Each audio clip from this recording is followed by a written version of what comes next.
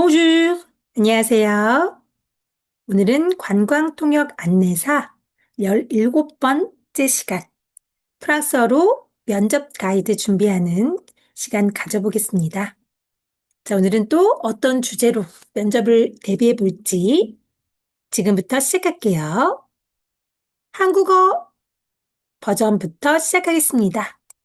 자, 북촌과 서촌의 차이점을 설명하시오. 첫째, 조선시대의 북촌은 상류층의 마을이었으나 서촌은 중산층의 마을이었습니다. 북촌과 비교할 때 서촌은 서민 주거지의 분위기가 물씬 풍깁니다. 서촌에는 서민들이 생계 해결을 위해 물건을 팔았던 시장이 있습니다. 둘째, 북촌의 한옥은 한옥 보존 정책에 따라 말끔하게 개조되었습니다. 크고 고급스러운 한옥들이 보존되어 있는 반면 서촌은 오래된 한옥들이 벽돌 집들과 섞여 있습니다. 셋째, 북촌은 북촌 팔경이 개발되어 있습니다. 관광객들은 길을 따라 걸으면서 북촌에 있는 8곳의 아름다운 곳을 방문할 수 있습니다. 반면 서촌은 좀 더 복잡하고 좁은 골목들이 많습니다. 넷째, 북촌에는 국가 무형유산 보유자와 장인들이 많이 삽니다. 관광객들은 북촌에서 한국 전통 공예품을 만드는 것을 경험할 수 있습니다. 한편 서촌은 예술과 문학의 본거지로서 많은 재능 있는 문예가들이 그곳에 살았습니다. 조선시대의 겸재 정선과 추사 김정희가 그곳에서 살았습니다. 또한 세종대왕은 서촌에서 태어났습니다. 윤동주, 서정주 이상은 작품을 창작할 때 서촌에 머물렀습니다. 그들의 거처는 아직 남아있고 방문객들은 그 자취를 따라갈 수 있습니다. 자, 북촌의 서촌, 프랑스어 버전으로 면접, 답변 해보겠습니다. Premièrement, le quartier Pukchon, pendant la période Joseon, était un village de la haute classe, tandis que Seocheon était un village de la classe moyenne. Comparé à Pukchon, Seocheon dégage une atmosphère typique des quartiers populaires. À Seocheon, il y avait des marchés où les habitants vendaient des produits pour subvenir à leurs besoins. Deuxièmement, les hanok de Pukchon ont été soigneusement rénovés dans le cadre d'une politique de préservation des maisons traditionnelles.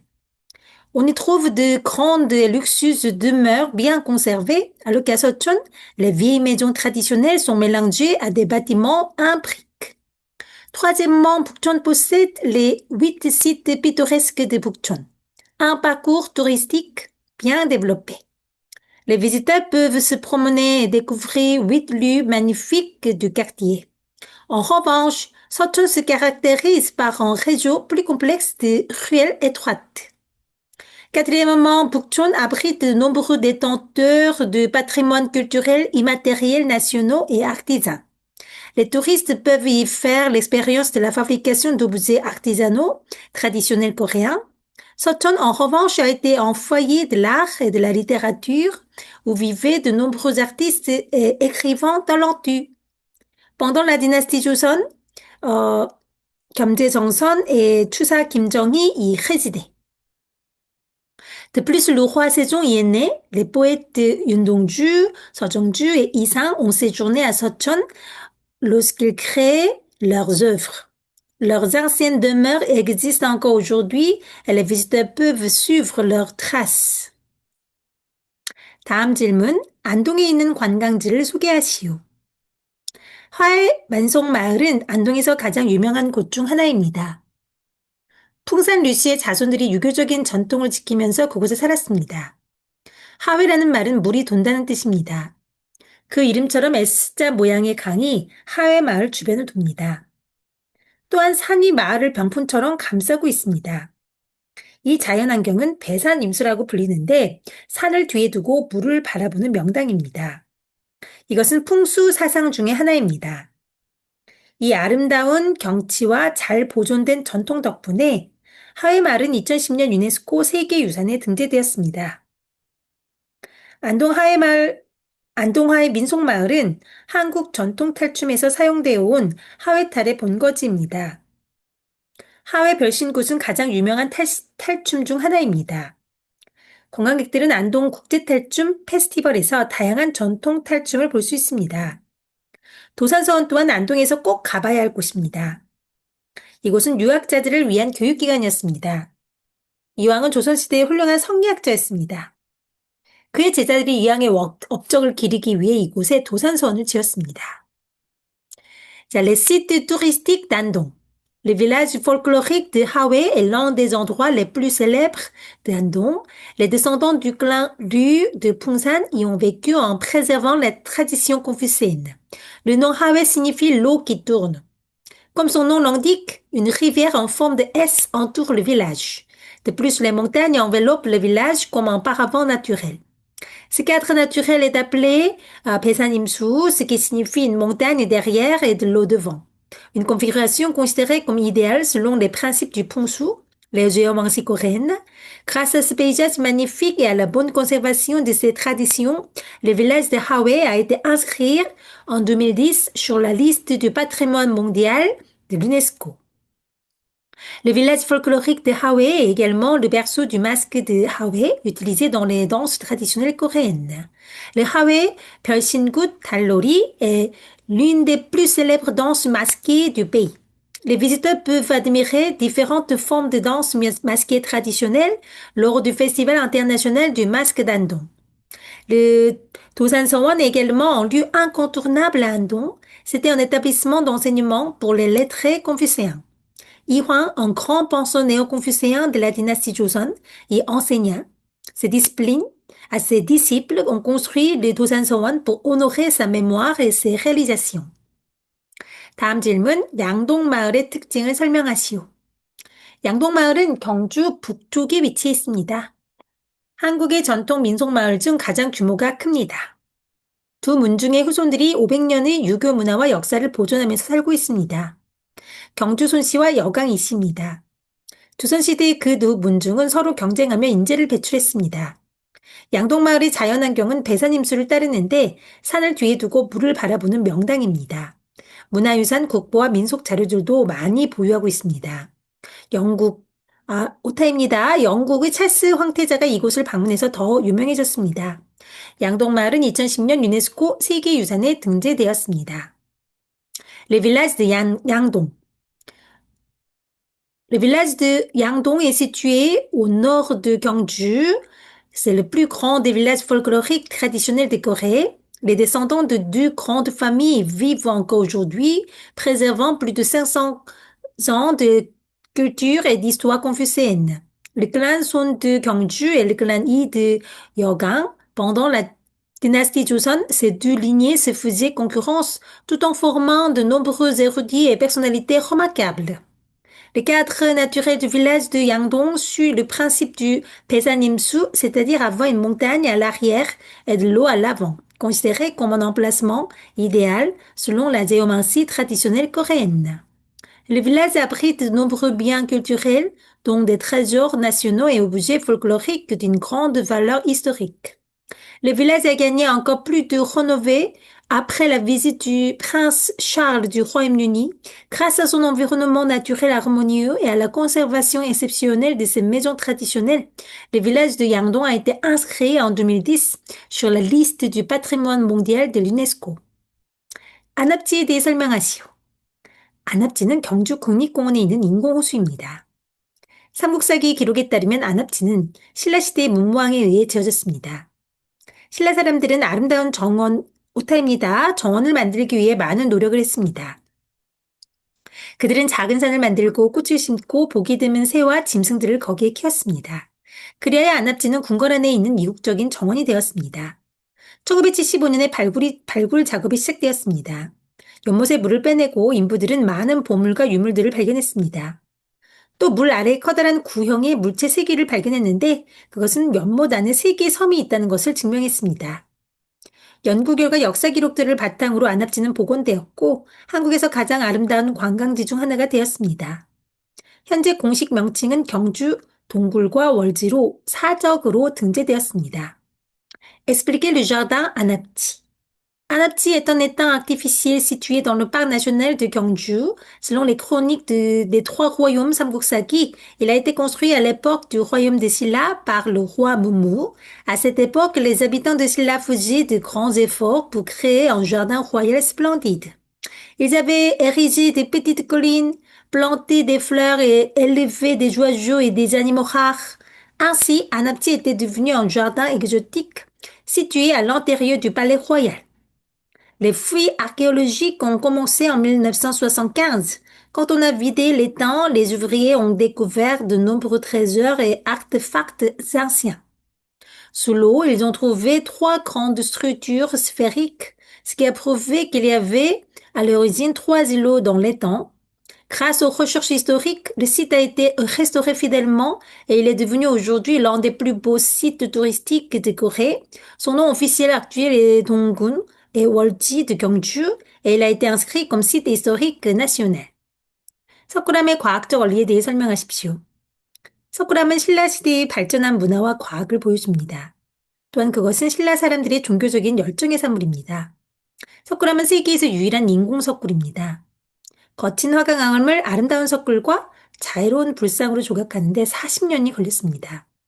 석굴암은 불국사와 함께 1995년에 유네스코 세계유산에 등재되었습니다. 석굴암에는 과학적인 면들이 많이 있습니다. 첫째, 석굴암은 자연적인 방식으로 온도와 습도가 조절되도록 했습니다. 바닥에 만들어진 샘이 공기 중에 이슬을 모아 불상은 습기와 이끼로부터 안전할 수 있었습니다. 석굴의 통풍을 위해 지붕은 많은 자연석과 흙으로 뒤덮였습니다. 불행히도 샘은 일본에 의해 파괴되었습니다. 사각 돌덩어리들만 가지고 거대한 돔 모양의 천장이 튼튼하게 지어졌습니다. 천장에 있는 돌덩어리들 사이에 쐐기돌을 끼워서 단단하게 고정시켰습니다. Les aspects scientifiques de Sakuram. Sakuram reflète la culture et les sciences avancées de la période Silla. C'était aussi le fruit de la ferveur religieuse du peuple de Silla. Sakuram est la seule grotte artificielle au monde. Il a fallu 40 ans pour sculpter le granit brut en une grotte magnifique abritant une statue bienveillante du Bouddha. Avec le temple de Bulguksa, Sakuram a été inscrit en 1995 sur la liste du patrimoine mondial de l'UNESCO. Les sanctuaires présentent également de nombreux aspects scientifiques. Tout d'abord, la température et l'humidité y étaient régulées naturellement. Une source aménagée dans le sol recueillait la rosée de l'air, ce qui protégeait la statue du Bouddha de l'humidité et de la mousse.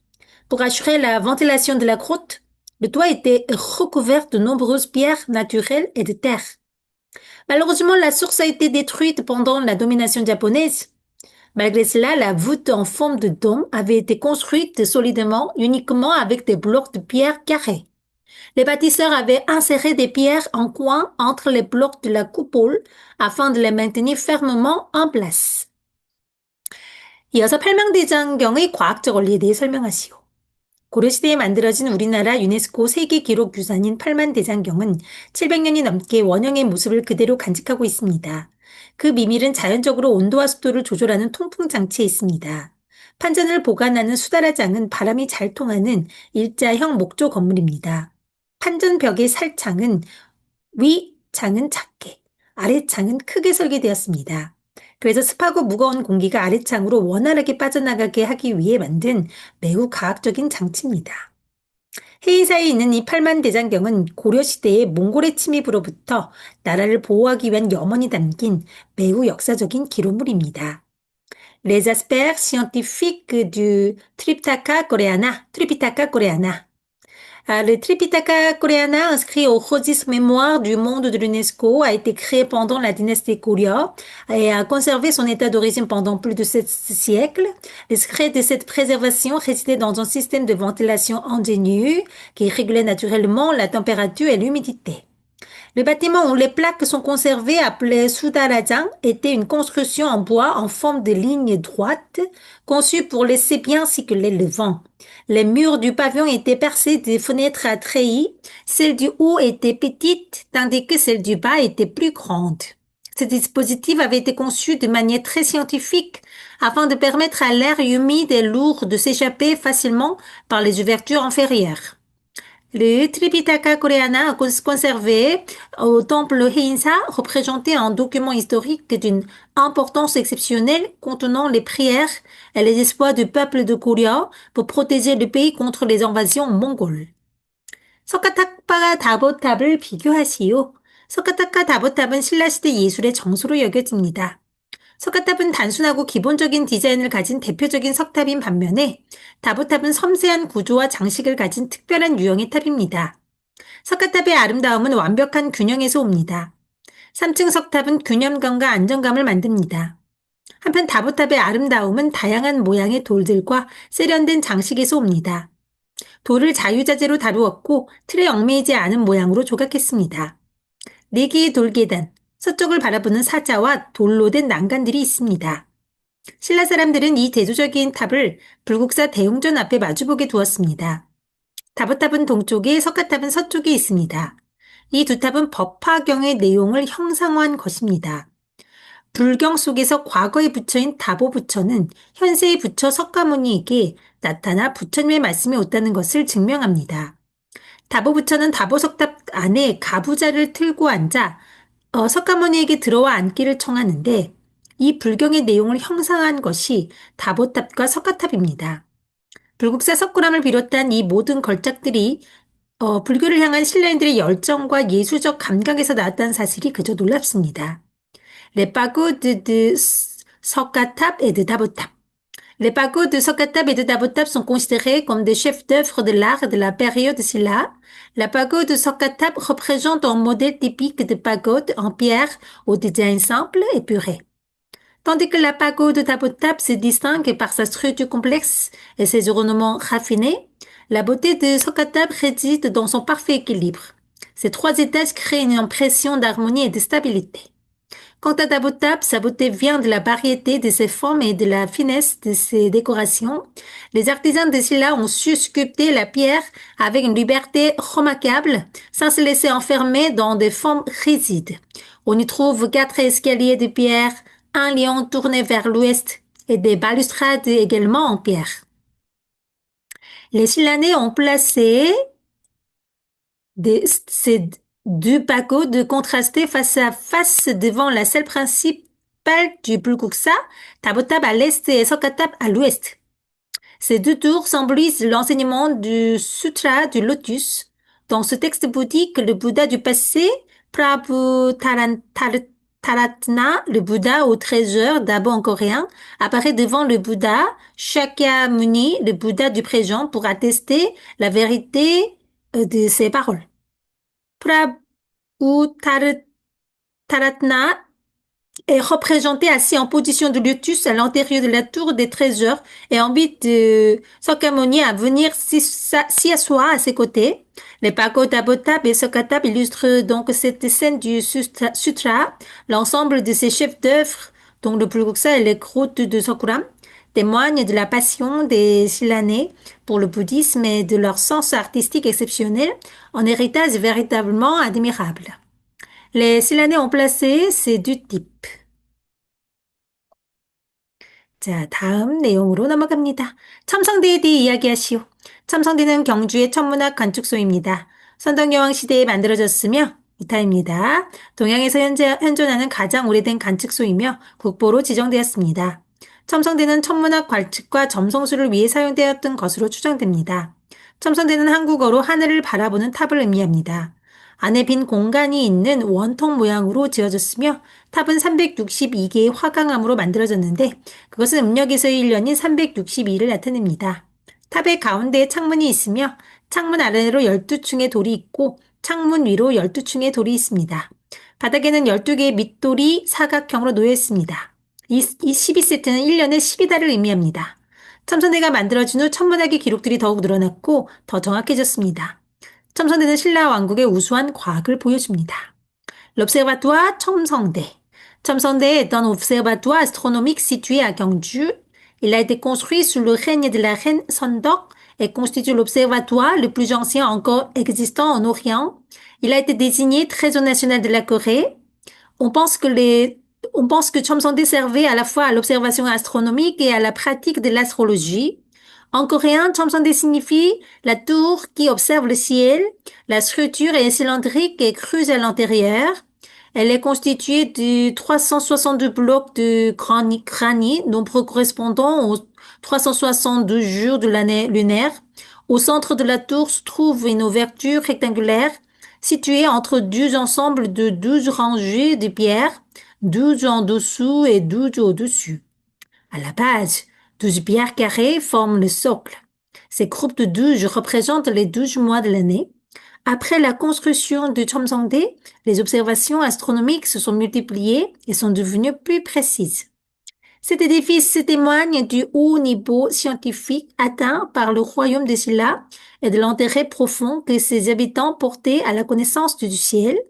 Souhaites-tu que je t'en fasse une version plus littéraire pour exposer aux rédactions de culture générale ou une version plus simple pour un devoir scolaire?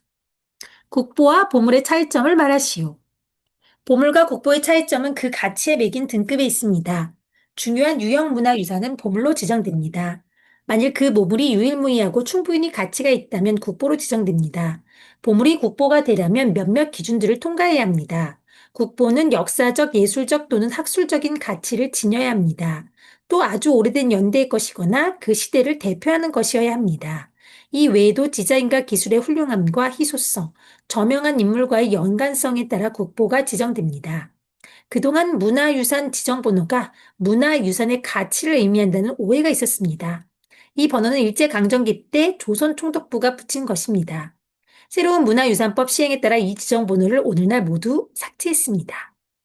La différence entre 보물 et 국보. La différence entre les trésors Pomul et les trésors nationaux Kukpo réside dans le degré de valeur qui leur est attribué. Les biens culturels matériels considérés comme importants sont classés comme trésors. Cependant, si un trésor est unique en son genre et possède une valeur exceptionnelle, il peut être élevé au rang de trésor national. Pour qu'un trésor soit désigné trésor national, il doit répondre à plusieurs critères précis. Il doit présenter une valeur historique, artistique ou scientifique, être très ancien ou représentatif d'une époque donnée. D'autres éléments peuvent aussi être pris en compte, comme la dualité du design, le niveau technique, la rareté de l'objet ou encore son lien avec une personnalité importante. Pendant longtemps, on a cru à tort que le numéro attribué à chaque bien culturel reflétait sa valeur. En réalité, ces numéros avaient été attribués par le gouvernement général du Japon durant la période coloniale. Avec la mise en place de la nouvelle loi sur le patrimoine culturel, ces numéros ont aujourd'hui été supprimés afin d'effacer toute trace de ce système hérité du passé. 자, 오늘 여기까지 하겠습니다. 다음 시간에 새로운 주제로 찾아뵐게요. Merci, au revoir.